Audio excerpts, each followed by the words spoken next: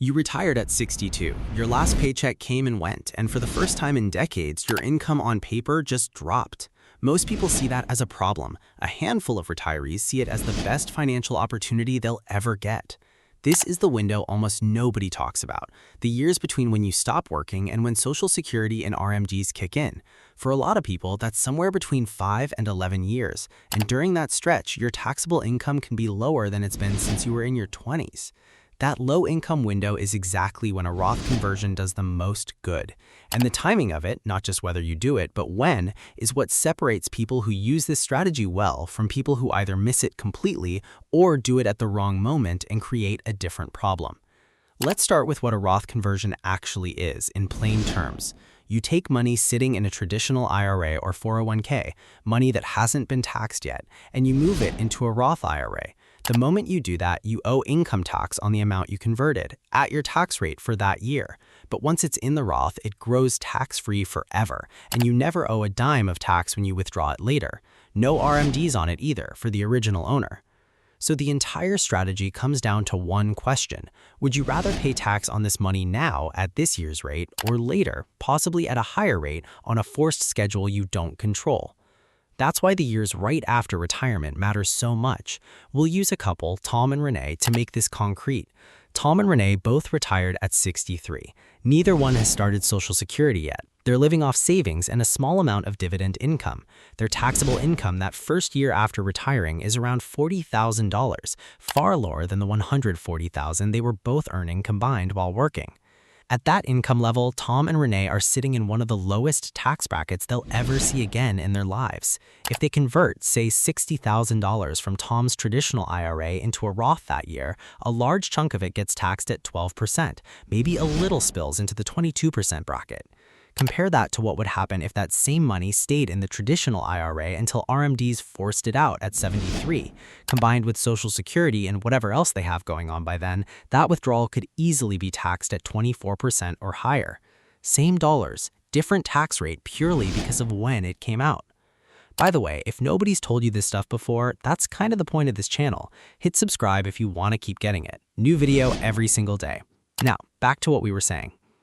Here's where timing gets specific, because this isn't a convert everything at once strategy. That would just shove Tom and Renee into a much higher bracket in a single year and defeat the whole purpose.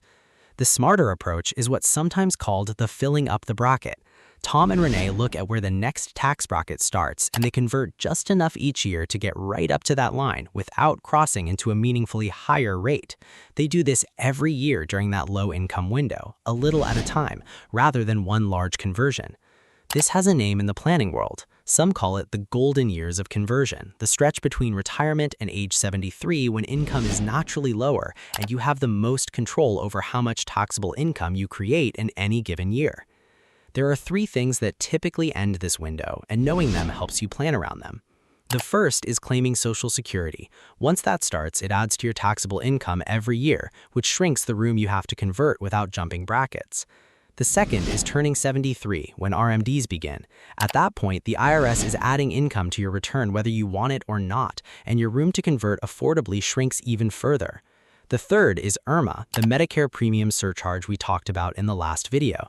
A conversion that's too large in a single year can push you over an income threshold and increase your Medicare premiums 2 years later. So the size of each year's conversion isn't just about the tax bracket, it's also about staying under the IRMAA thresholds for your situation. This is why a string of smaller conversions done deliberately over several years almost always beats one large conversion done in a hurry. There's also a timing detail people miss entirely, the 5-year rule. Each Roth conversion has its own 5-year clock before those converted funds can be withdrawn penalty-free if you're under 59 and a half, though this matters less the older you are when you start.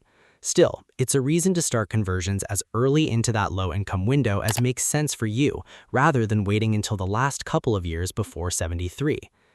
One more thing worth knowing, a market downturn, while painful to watch, can actually make conversions more efficient. If your IRA balance temporarily drops, converting during that dip means you're paying tax on a smaller number, and all the future growth happens inside the tax-free account instead of the taxable account. Some retirees specifically watch for down years in the market as a signal to convert a bit more than usual. None of this means everyone should convert or convert the same amount. Someone with a pension that already fills up their lower tax brackets has a much smaller window to work with than someone like Tom and Renee who are living mostly off savings. Someone planning to leave a large IRA to grandchildren has different incentives than someone who expects to spend most of it themselves. This is genuinely personal math, and it's worth running the numbers for your specific situation, ideally with a tax professional who can see your full picture. But the broader lesson applies to almost everyone. If there's a stretch of years where your income drops, whether that's the gap before Social Security, the gap before RMDs, or even just a year with unusually low income for some other reason, that's the window worth paying attention to. It's the one stretch of your financial life where you get to choose your tax rate instead of having it chosen for you. Tom and Renee didn't convert everything. They didn't wait until 73 either.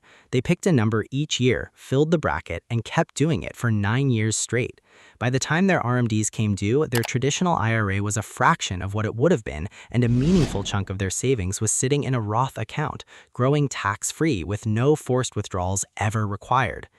What makes this strategy easy to overlook is that it doesn't feel urgent. There's no single dramatic moment where you're forced to act, the way there is with an RMD at 73. It's just a quiet window that opens after retirement and closes a little more each year.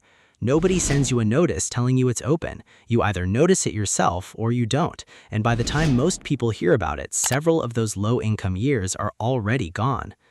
If you found this helpful, do us a favor, like the video, subscribe if you haven't already, and share it with someone who just retired and hasn't started Social Security yet. This window matters most for them right now. And drop the word convert in the comments if you want us to walk through exactly how to calculate your own bracket filling number in a future video. Alright, that's all for now. We'll see you next time.